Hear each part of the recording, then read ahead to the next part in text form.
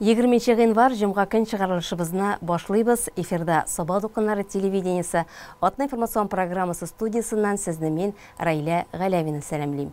Хайырлы кеш, еңілік, ең мұхимдары турында біздің ал хабар. Сабад оқынары кеше көп қонақлар қабыл етті. Бізді яңарту, түзіклендіру ішлері тамамланды. Ел башы өткен ішлерге хисап ясау вақытыда ішкі ішлер бөлігінде 2022 елға нәтижелер ясадылар. Ол язмышына рәхмәтлі, хөнәре белән бәхетле.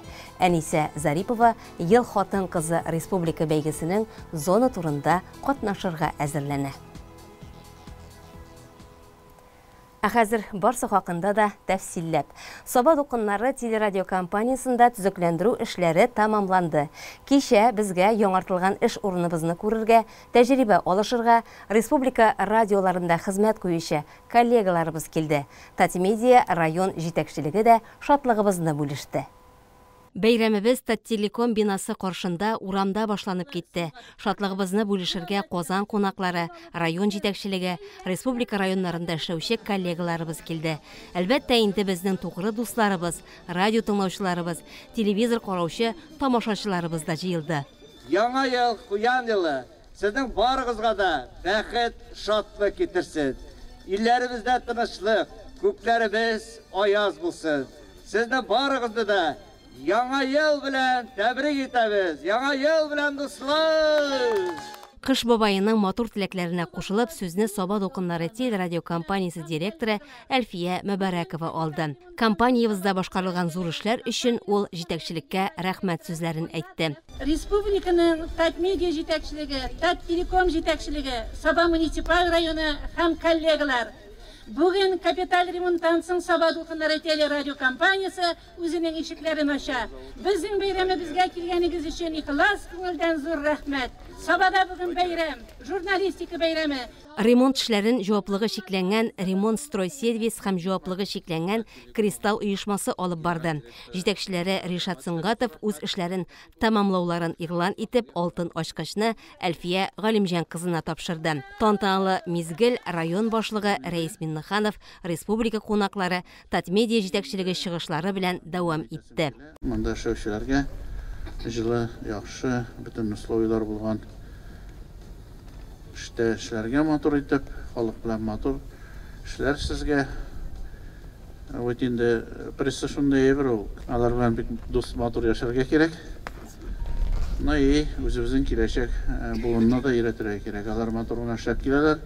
Безнең бүген көндә мәктәпләребез чираттан шулай передача баралар.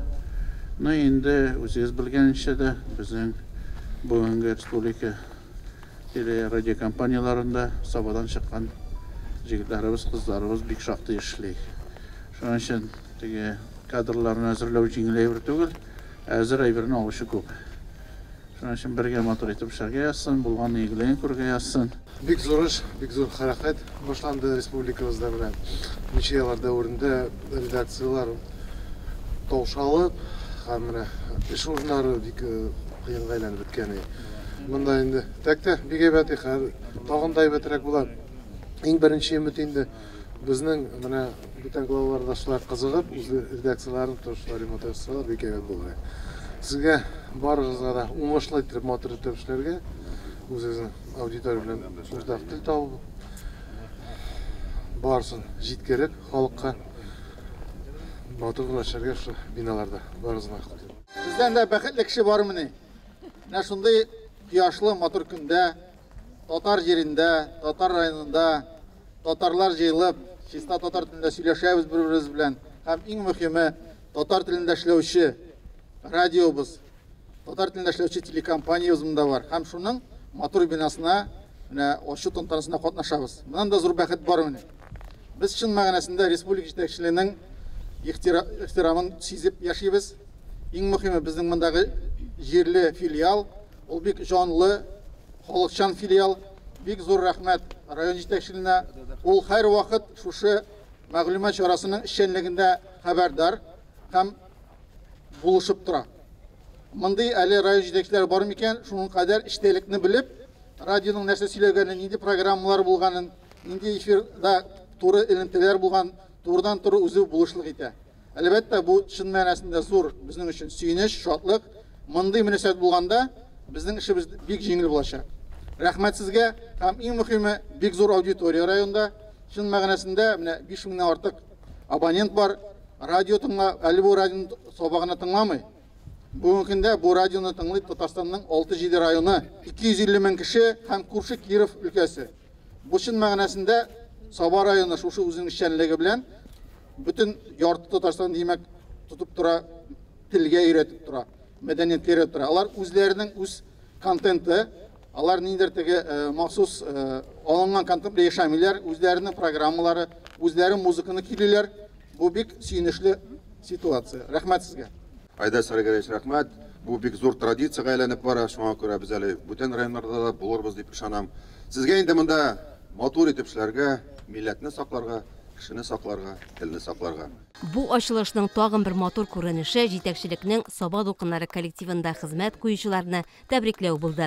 Иҗат, техник төркем, район, Татмедиа исеменнән рәхмәт хатлары, грамоталар кабул итеп алды. Аннары барыбыз бергәләп бинага уздык. Компаниябыз белән танышу башланып китте. Кунаклар яңартылган студияларны күзәттеләр, техник җиһазланышлар белән кызыксындылар. Дулкын радиосына туры эфирдан хис кичерешләре белән дә бүлешүчеләр булды.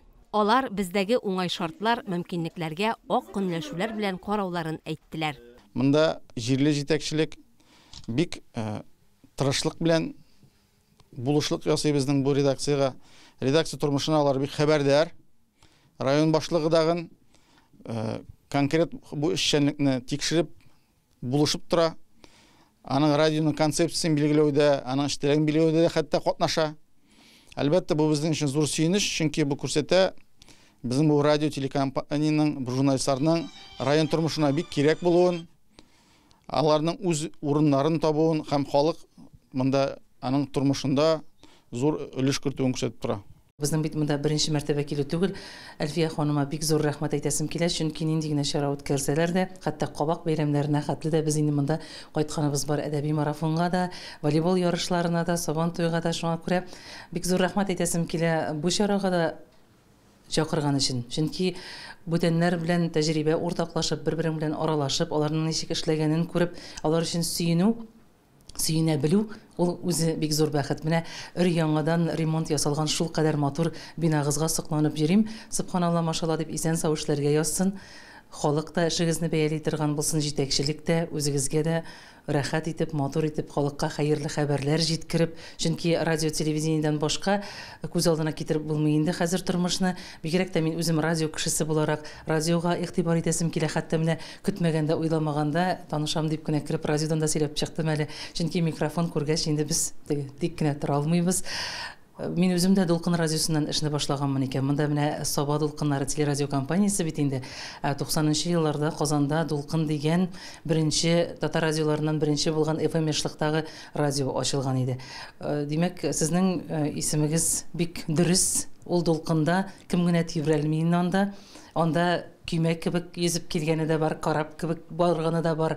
Шуңа күрә сезне бүгенге көндә инде мин көймәгенә дип әйтә алмыйм, чөнки шул кадәр җирне кылачлап FM яшьлектә район үзәгендә 24 сәгать сөйләп утыру, бу бик зур җаваплылык та, бик зур бәхет тә. Чөнки күпме кешенең колагына, күңеленә, колагы аша күңеленә дип әйтим инде, үтеп керәсез сез.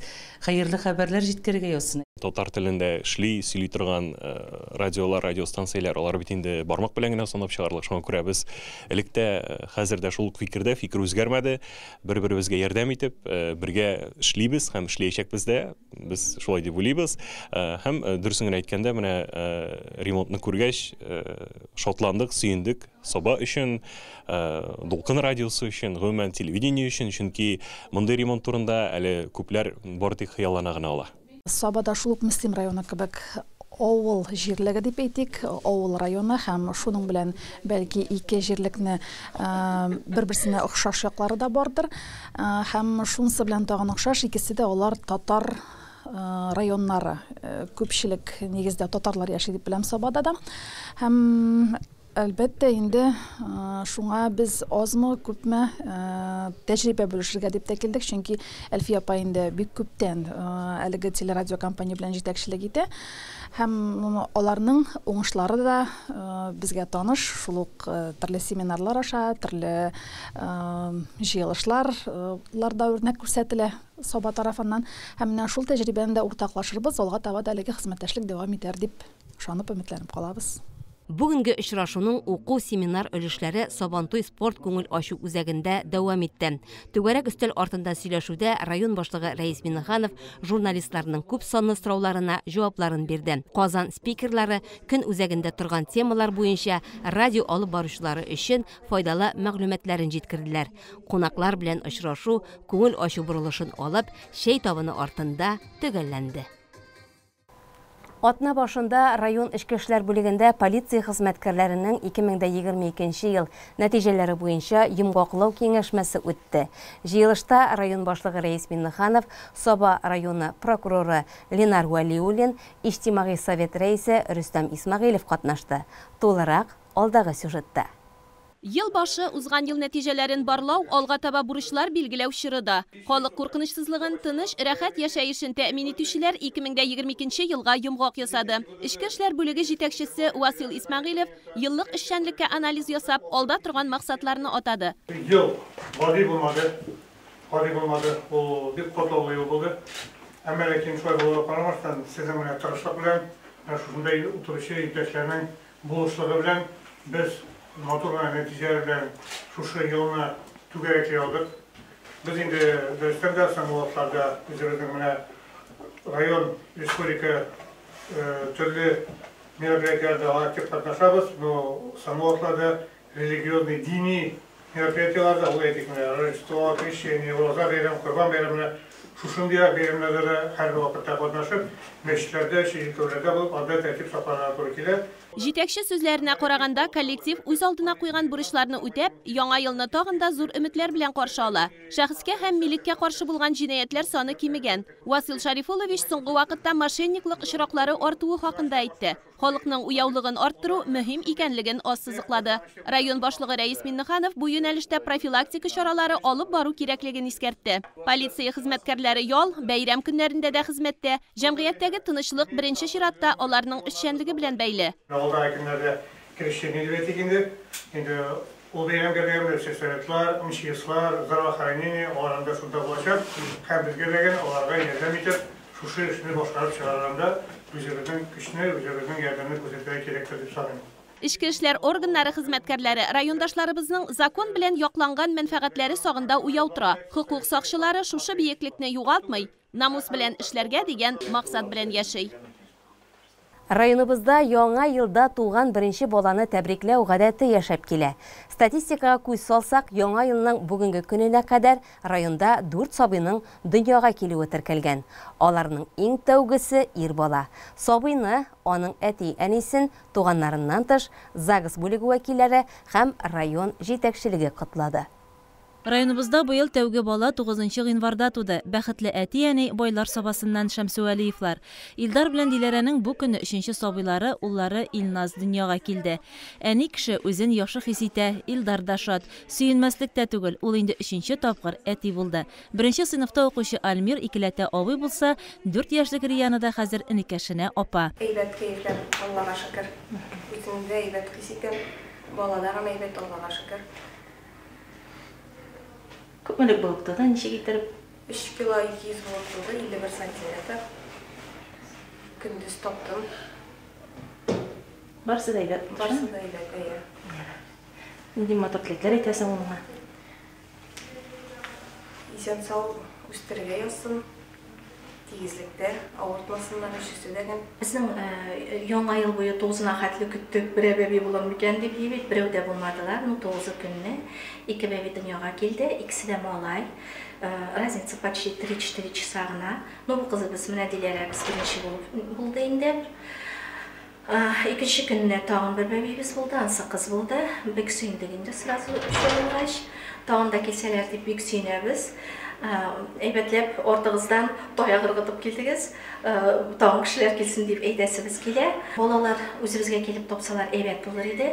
Безнең условиялар роддомда бик әйбәт. Анда безнең күбрәк иде балабыз, 100дән артык иде. Быел 92 бала таптык. Әйбәт кенә, барысы да әйбәт булды. Районыбызда яңа елда туган беренче баланы тәбрикләү гадәте яшәп килә. Нәни Илназны һәм аның әти-әнисен дә котларга район җитәкчелеге килде. Тәбрикләү сүзләрен шифахана администрациясе вәкилләре дә җиткерде. Иң беренче булып безнең Дилар белән Илдарның 3нче балалары туды. Без ул балага исәнлек, саулык, бәхетле булуын телибез. Һәм безнең роддомга 4нчесенә дә килүегезне көтеп калабыз.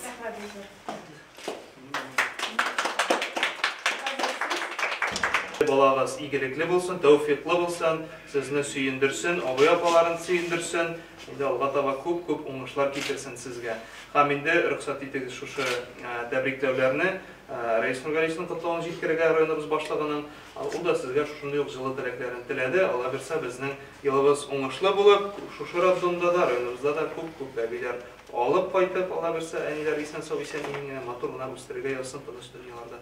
Истәлекле бүләкләр гаиләнең һәр әгъзасына тапшырылды. Альмир белән Риянага да матур уеннар, Илназга да күчтәнәч насыйп булды.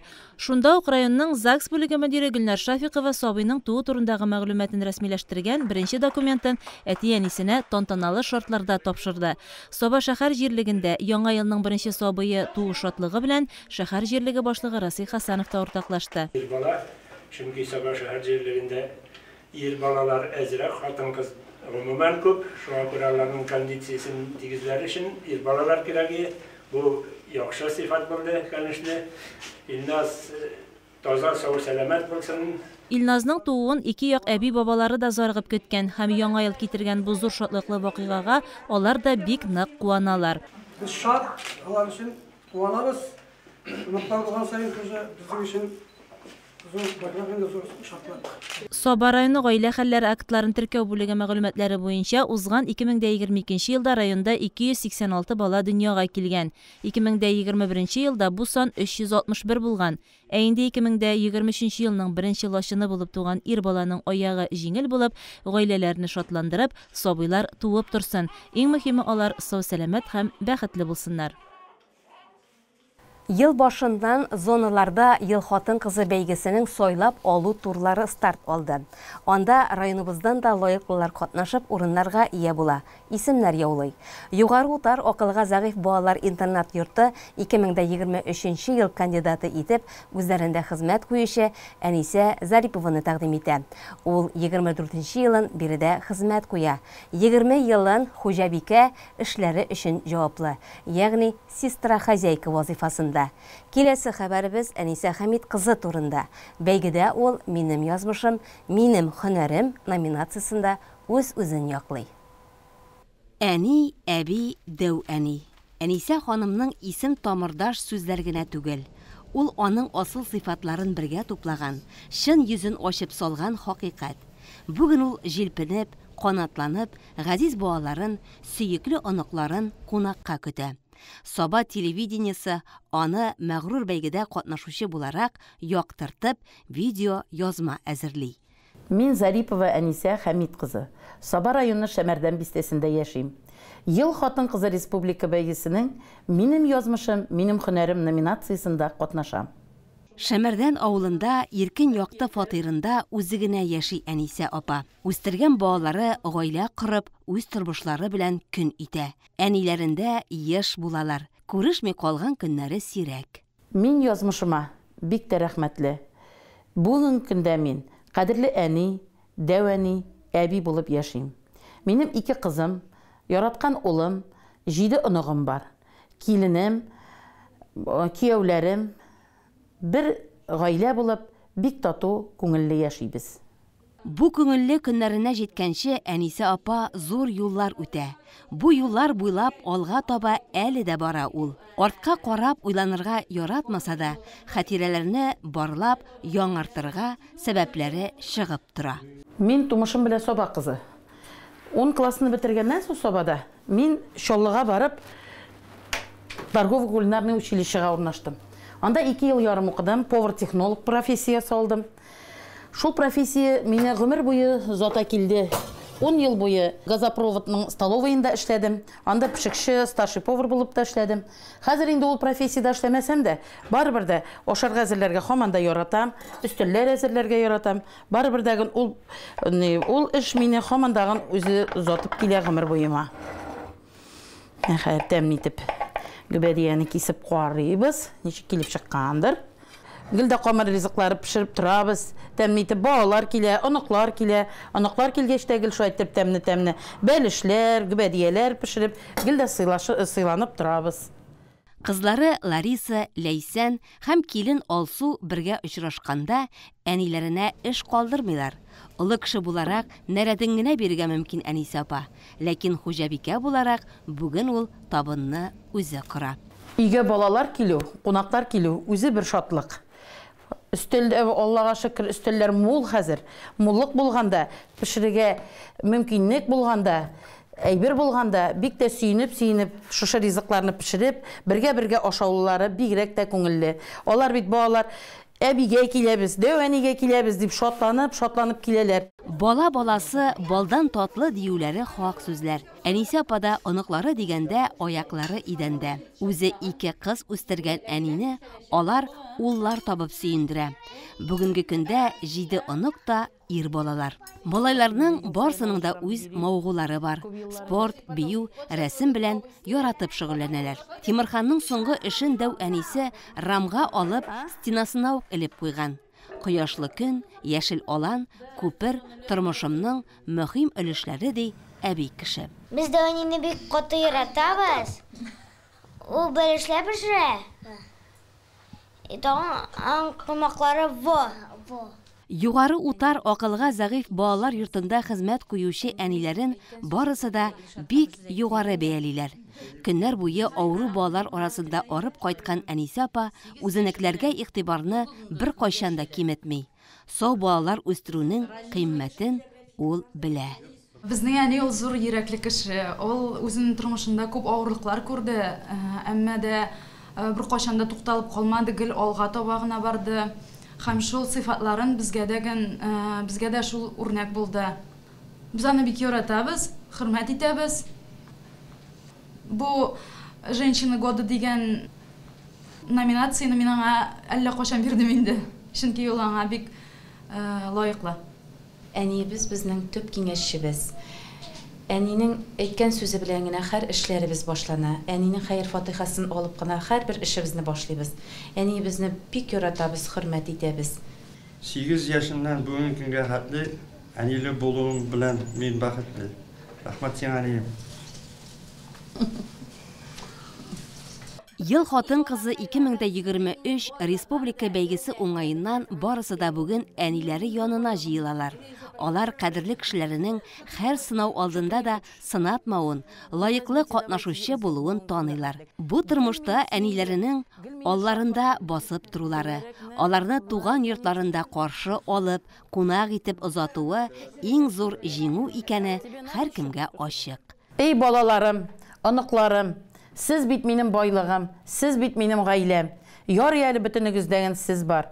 Сез миңа бүген көнгә хәтлек гел сөенечләр генә китереп тордыгыз, бер кайгы хәсрәтләр китермәдегез. Алланың биргәненә шөкер. Моннан соңда гел шушлай очрашып, бергә яшәргә насыйп итсә иде безгә Ходай. Менә шушы бәлеш шикелле гел безнең түгәрәк булсын гаиләбез. Гел шушлай бергә, шушы түгәрәк өстәлләр артында гел дә безгә очрашып торган насыйп итсен Ходай. Я Рабби Ходаем, я Рабби Ходаем. Якыннары гаиләсеннән аерылып, Әнисе ханым эшенә юл ала. Юлы озын, ерак аның. Яраткан эш дигәндә чакрымнар киртә түгел.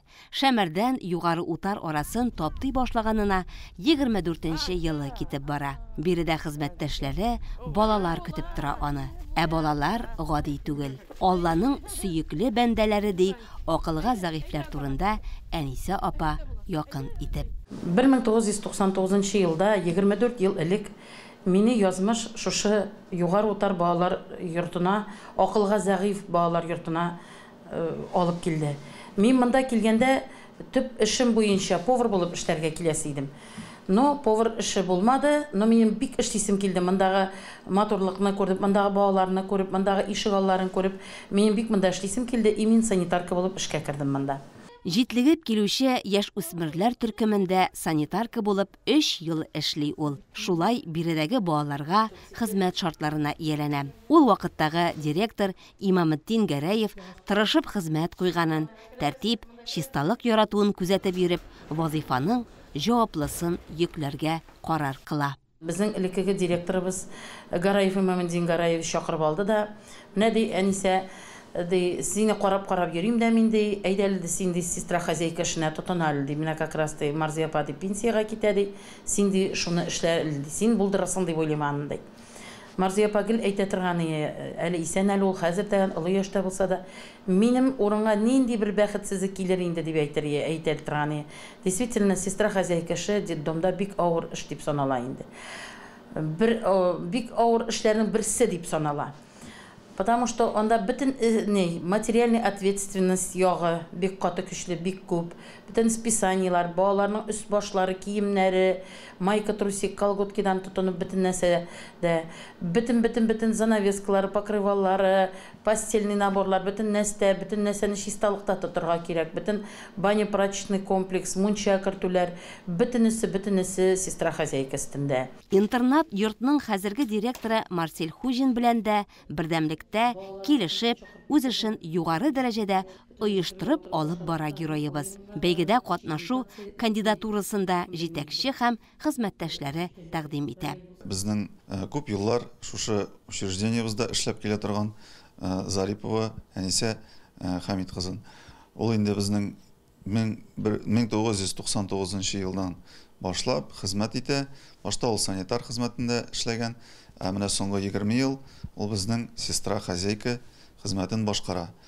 Ул хезмәткәрдән башка безнең интернатыбыз була алмый. Чөнки барлык чисталык эшләре, килгән киемнәр һәм аларның чиста пөхтә булулары шушы хезмәттән тора. Ул бик намуслы гына үзенең хезмәтен башкарып килә һәм ул хезмәте аңа үзенә гомумән ошый һәм ул безнең балалар белән бер гаилә кебек тормыш итә.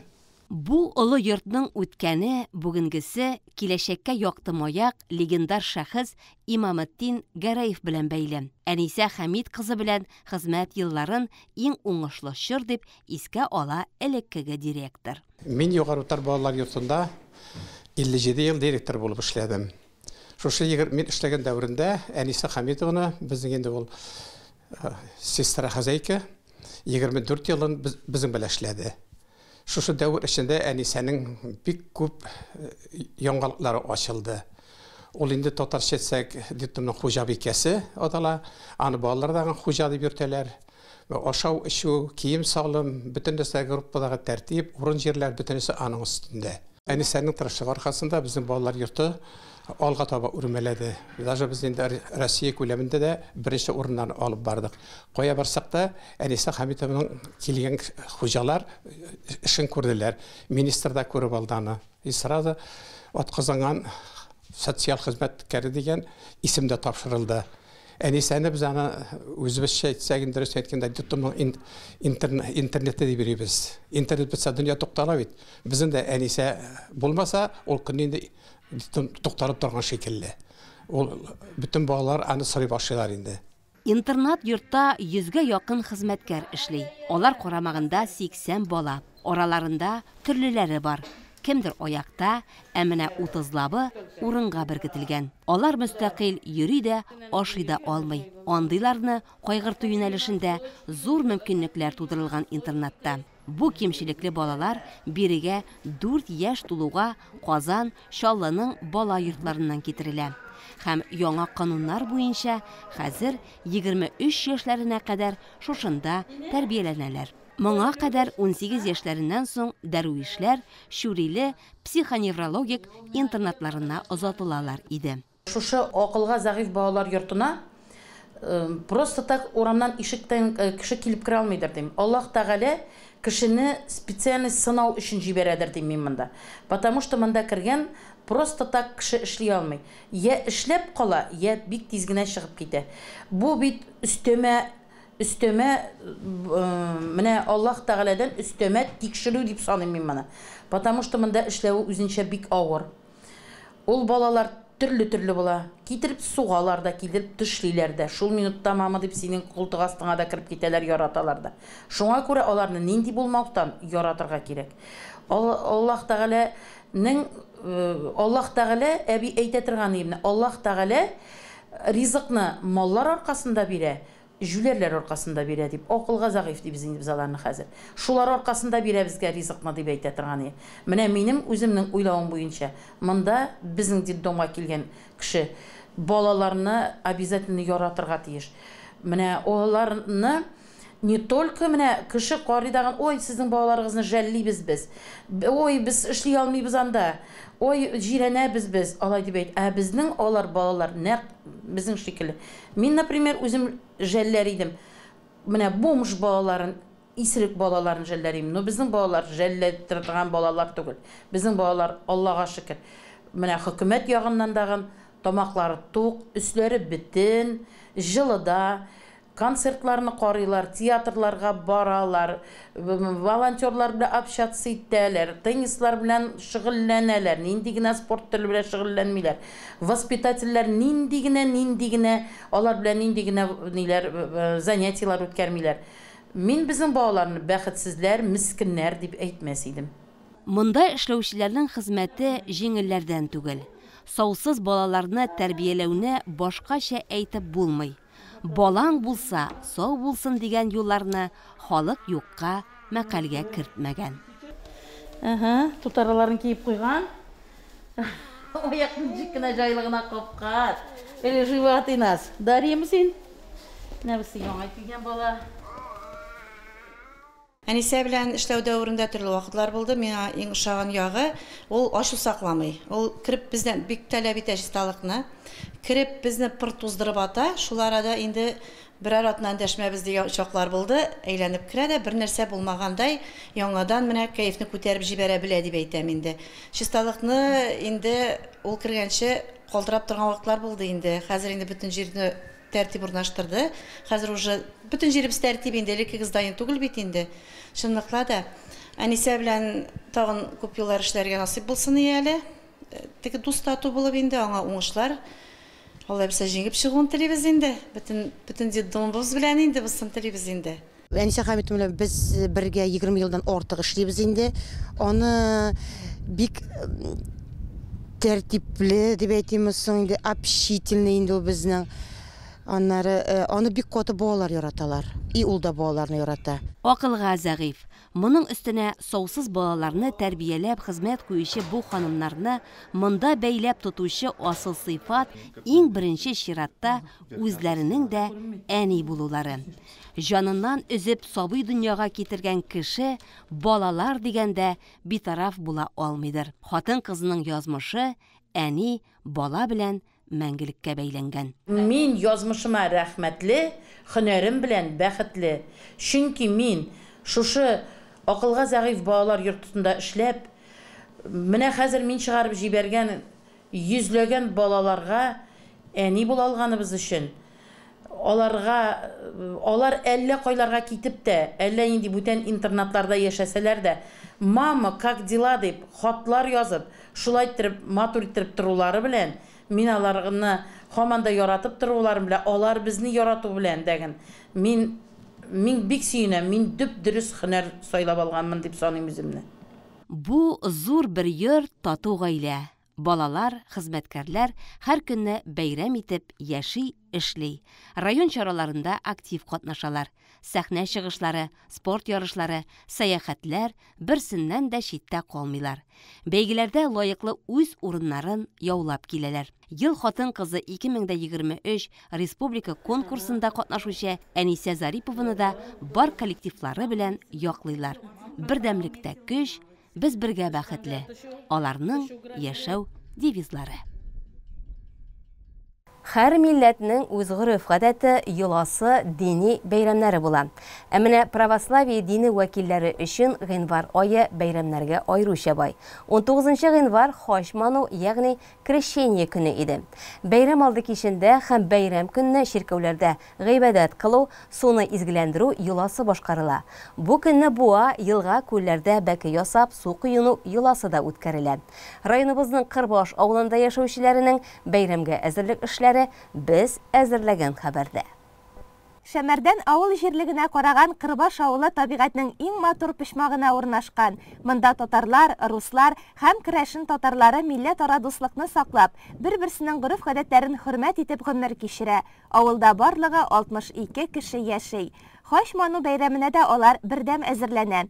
Христианнарның Изгеләр чишмәсе авылдан шактый еракта, тимер юлның икенче ягында. Урман кырыеннан кар йырып 2 чакрымга якын араны үтәргә кирәк. Ләкин чишмәнең үзенә килеп җиткәч, бөтен арганлык югала. Мондагы матурлык, тынычлыкка хайран каласың. Чишмәнең тарихын төгәл генә белүче кеше юк. Шулай да олы яшьтәге авыл апалары аның бик борынгы икәнлеген әйтә. Бу чишмә менә безнең әниләр әйтә торганнар, изге чишмә дип. Чишмәне. Безнең әни 1905 елгы менә аңырчыда чишмә булган инде ул. Һаманда бар. Изге чишмә булгач ул бетмәгән. Хәзер менә тагыдагы яңарттылар, рәхмәт.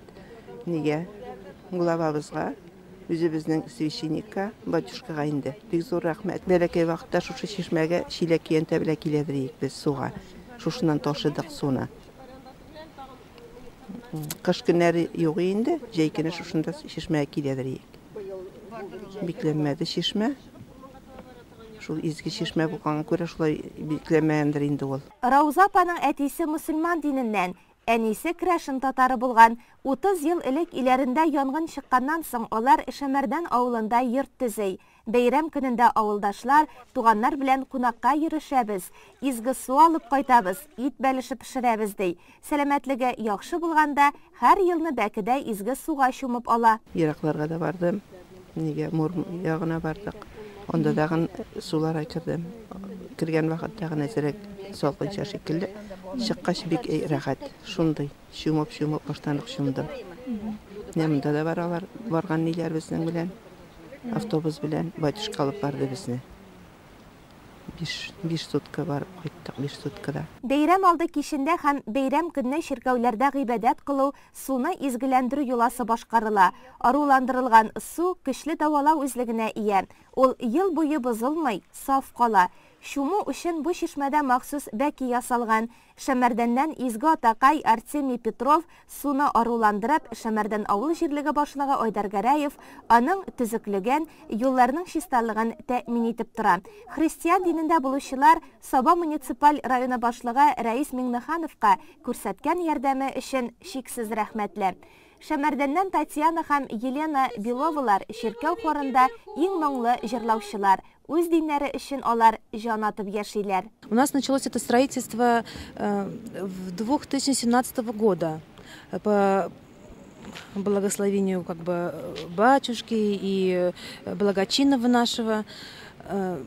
То есть нам предоставила эта администрация, насколько я знаю, если я, конечно, не ошибаюсь, то есть глава нашего района. Потом вот у нас в этом строительстве замешаны очень много молодежи. То есть они стремительно к этому шли. То есть они даже после работы начинали вот с этой вот, начиная лестницы, начиная тут все чистить, с родника.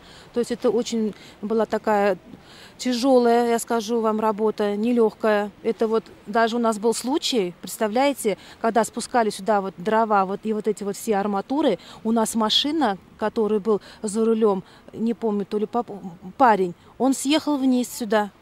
И с ним, представляете, и в окно все вот это врезалось, а с ним ничего не случилось. Это опять-таки по благодати Божией. Здесь очень много чудес вот было при строительстве, при начинании вот этого все. Наш приход в честь иконы Казанской Божьей Матери у нас службы каждую неделю. То есть, не считая праздничных, празднично это бывает среди недели, а так у нас каждую субботу, каждое воскресенье, в субботу в 15:00, а воскресное у нас в 8:00 утра. Прихожан стало очень много, подтягиваются и молодые, и даже сейчас мусульмане очень многие принимают крещение, приходят, как бы, ну вот, подтягиваются. Сейчас у нас началось уже вот с прошлого года строительство нового храма. У нас появился спонсор хороший. Где строится новый? Храм строится на территории церкви, рядом. Шамардане, да. И цокольный этаж уже подняли, строительство пока остановили, то есть начнутся работы, вот как вот потеплеет, в мае, в июне уже начнутся дальше работы.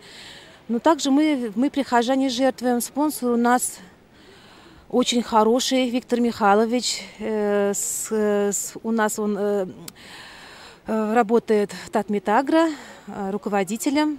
Вот.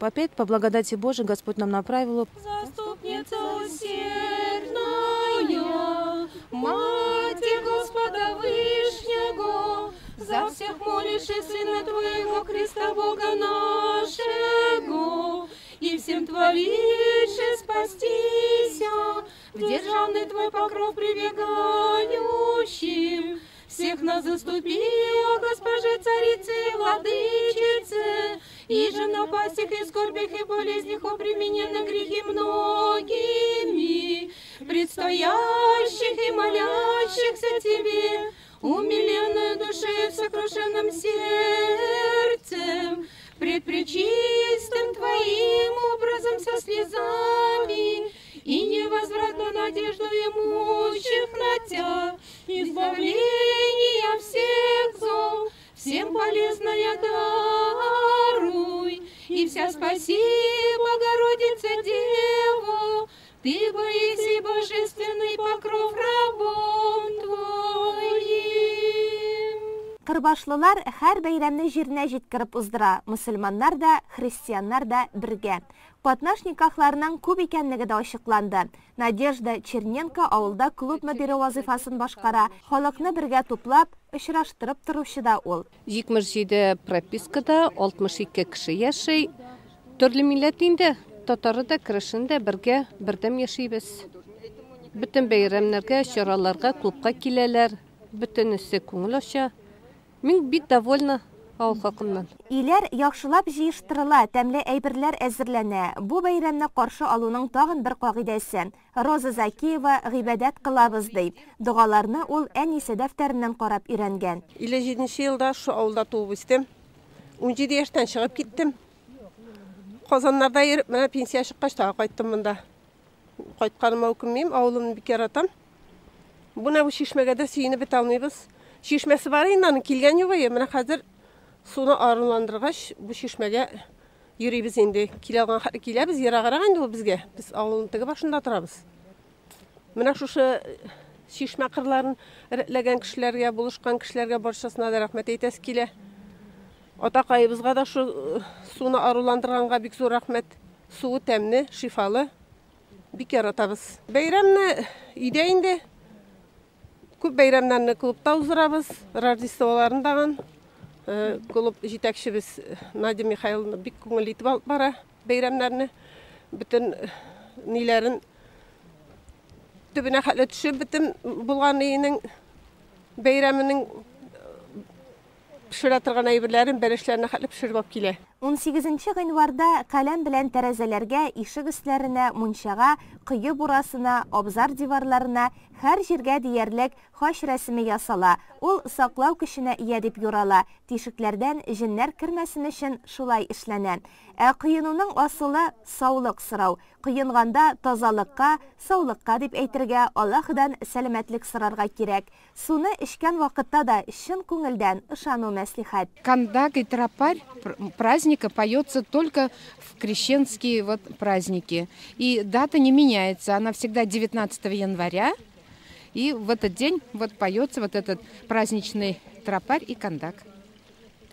Во Иордане, крещающийся Тебе, Господи, троическое вся поклонение, родителю могла свидетельствовать тебе, возлюбленного тебя Сына именуя, и Дух в виде голубини, известно ваше словесие утверждение, явлейся, Христе Боже, и мир просвещай, слава тебе.